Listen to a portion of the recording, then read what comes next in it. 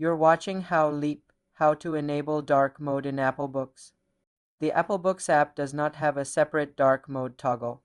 It follows your system-wide dark mode setting. To enable dark mode for Apple Books, you must enable dark mode for your entire iPhone or iPad. Open the Settings app and tap Display and Brightness.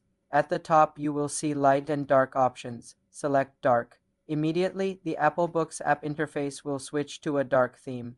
With white text on a black or dark gray background, you can also set dark mode to turn on automatically. In the same display and brightness settings, tap Automatic. Then choose Sunset to Sunrise to have it follow your local sunset time, or set a custom schedule with specific times.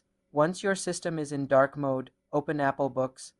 The library, store, and reading interface will all be dark. While reading a book, you can further adjust the visual theme. Open a book, tap the screen to show controls, then tap the AA icon. In the theme settings, you can choose theme and select options like sepia or gray, but the overall app darkness is controlled by your system. For a true black background that saves battery on OLED iPhones, ensure your system dark mode is on and select the dark theme within the Books AA settings. For more simple computer tutorials, subscribe to the channel.